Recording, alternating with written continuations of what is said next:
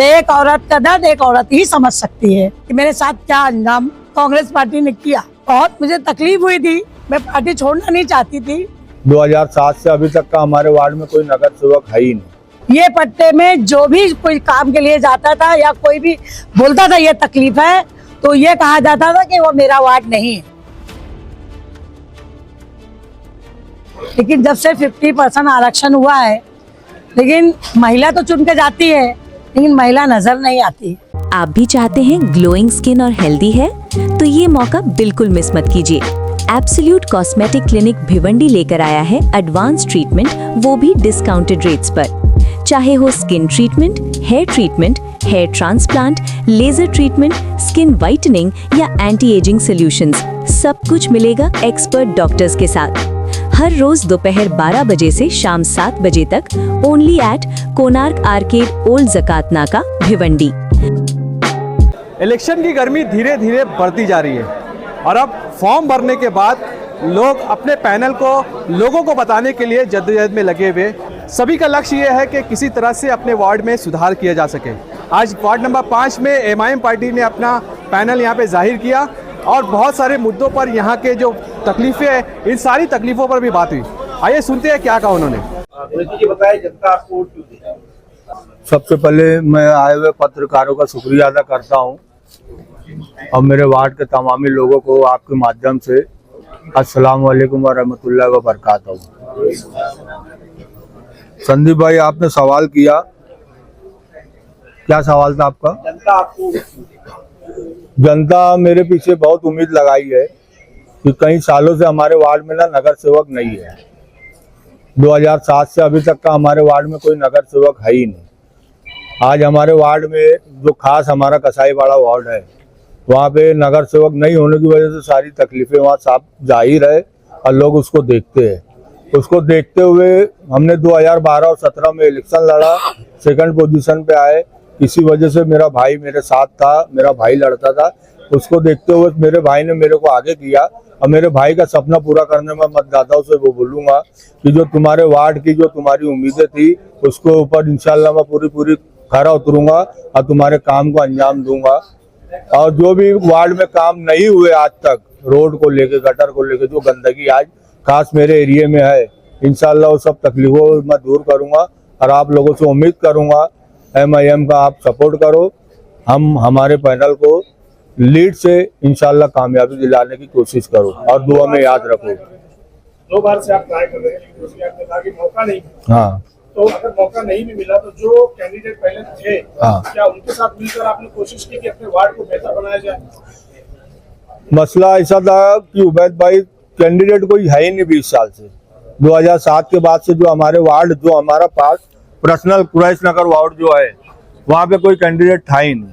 जो भी मेहनत हमसे हुई हमारे भाई के साथ और मोहल्ले वाले लोग मिलके जितने भी काम थे, हमारे से जितनी कोशिशें होती थी वो करते आए और अभी तक करते आए। तो वहाँ पे कोई नगर सेवक है ही नहीं। जो 2 नगर सेवक 3 नगर सेवक 17 में जीत के आए थे, उन लोगों से हमने जो भी मदद मांगी, जो भी कराना था, उन्होंने कुछ किया, कुछ नहीं किया। बहुत सा फायदा भी दिए, बहुत सा नुकसान भी दिए।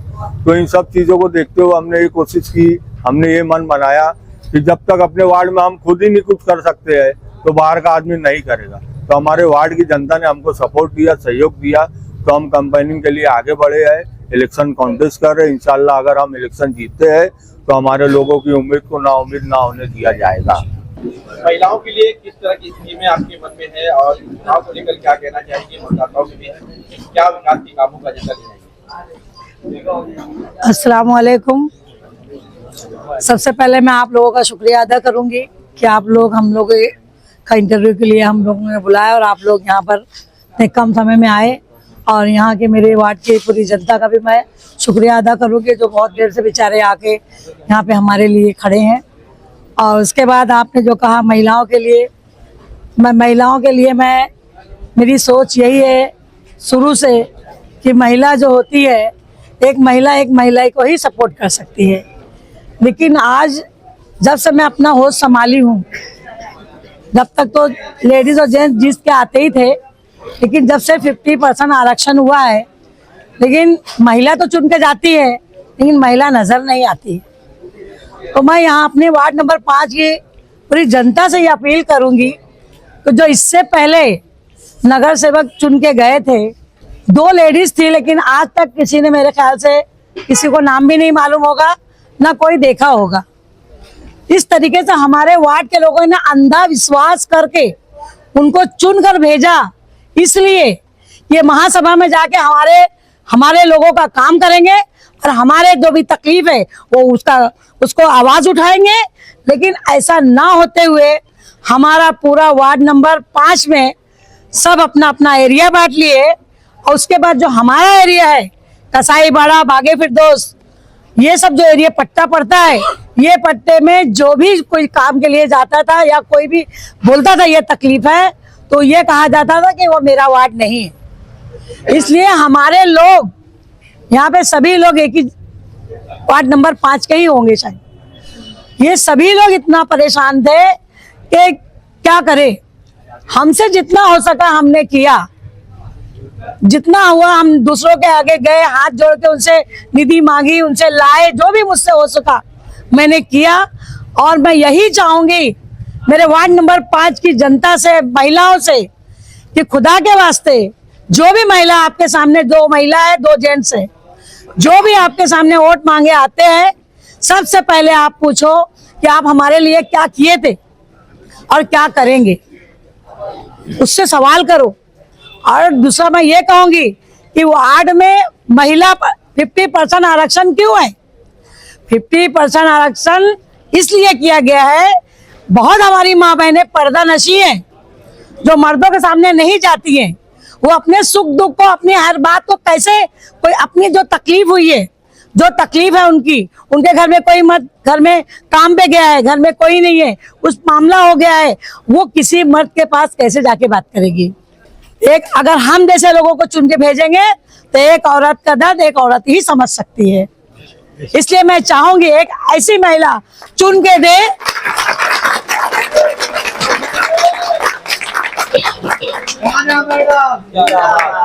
मैं ऐसा चाहूंगी कि एक ऐसी महिला चुन के दे जो आपके हर आवाज को महासभा में जाके उठा सके, महासभा के एजेंडे को पढ़ सके, उसको समझे, तब तो जाके आपके एरिया का विकास होगा।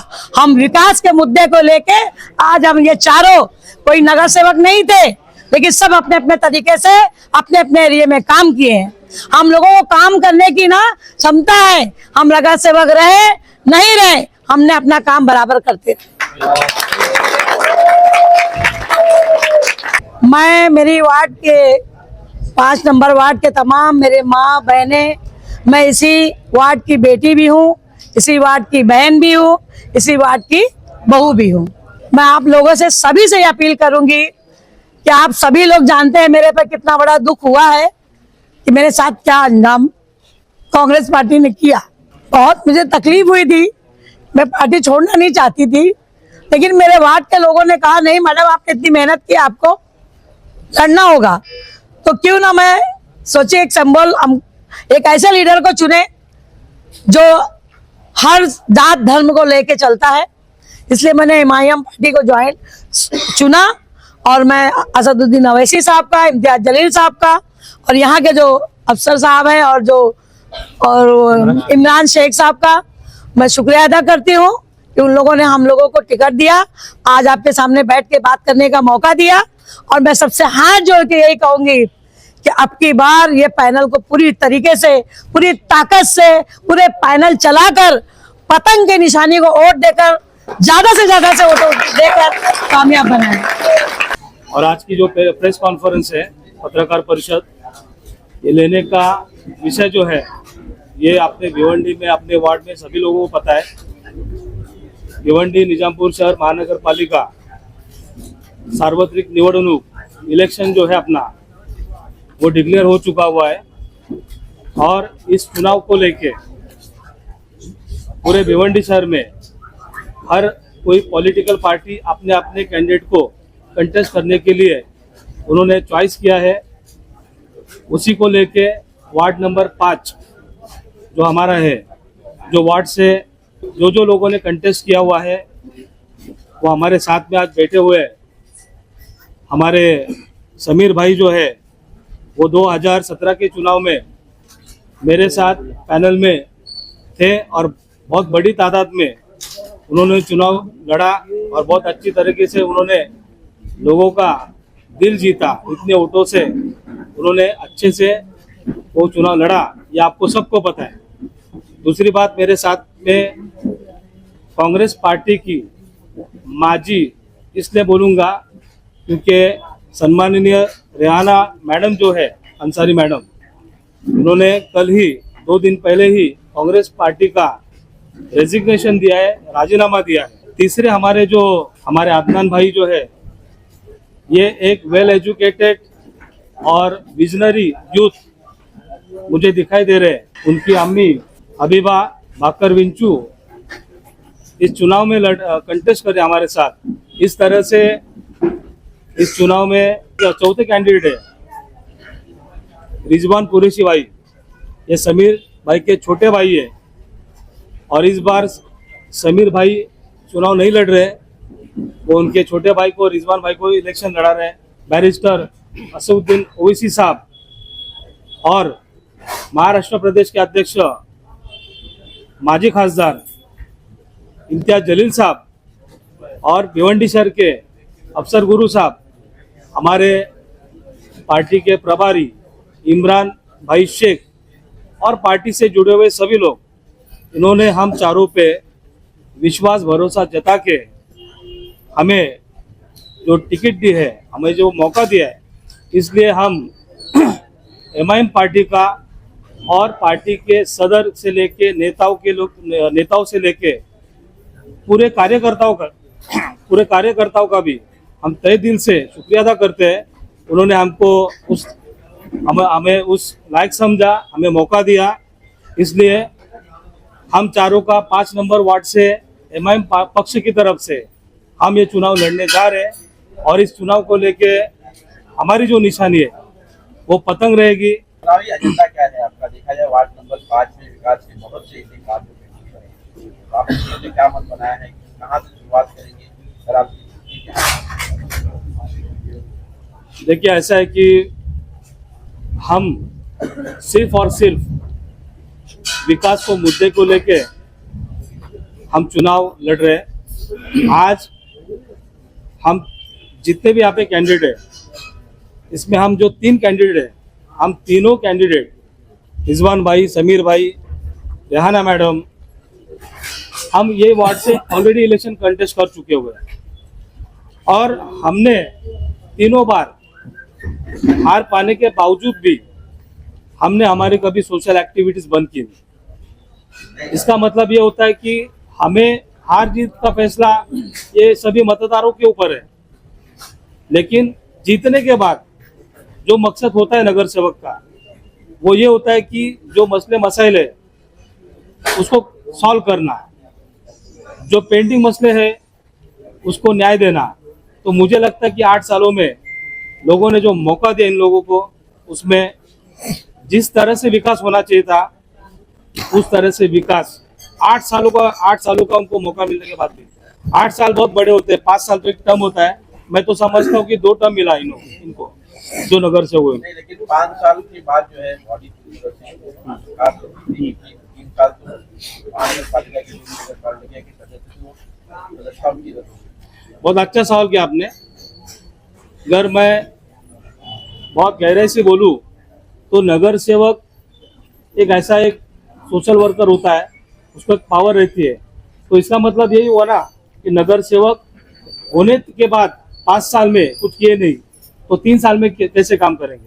मेरा ये सवाल है कि पिछले 5 सालों में जिस तरह से काम होना चाहिए, मैं ये नहीं बोलूँगा किसी ने कुछ नहीं किया, मेरा ये किसी के ऊपर एलिगेशन बिल्कुल नहीं है कि जो सम्माननीय नगर सेवक इस वार्ड के थे उन्होंने कुछ काम नहीं किया, ये मेरा बोलना गलत होगा, बिल्कुल गलत होगा। लेकिन मेरा ये सवाल है कि जिस तरह से काम होना चाहिए था 5 सालों में वो काम उन्होंने अंजाम नहीं दिया है। और जो आपने अभी सवाल किया है कि 3 सालों में एडमिनिस्ट्रेशन था, प्रशासक था, ठीक है ना, अपना स्थानिक स्वराज्य संस्था जो भिवंडी म्यूनिसिपल कॉर्पोरेशन है वो आती है स्टेट गवर्नमेंट के अंडर में, तो बॉडी डिसॉल्व हुई, एडमिनिस्ट्रेशन यहाँ पे था, कमिश्नर तो बैठे थे, प्रशासक तो बैठे थे, बरोबर है।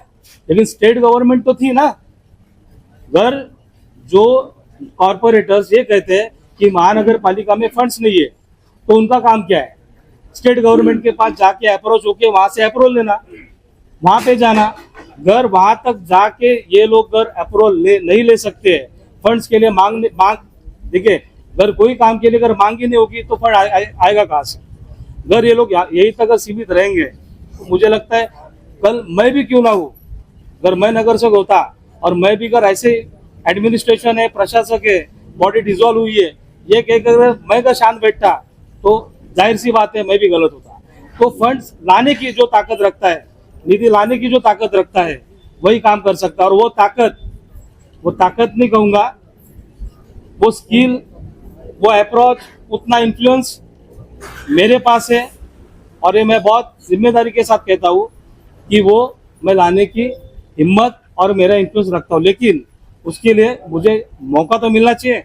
और क्या कहेंगे, चुनावी मैदान में आप भी उतर चुके हैं, मतदाताओं के बीच इस तरह के विकास के कामों को ले जाएंगे और अपने ऊपर जनता क्यों विश्वास करके वोट देंगे? सबसे पहले आप सब लोगों का शुक्रिया अदा करता हूँ कि इतने शॉर्ट टाइम में आपको टाइम दिया आपने।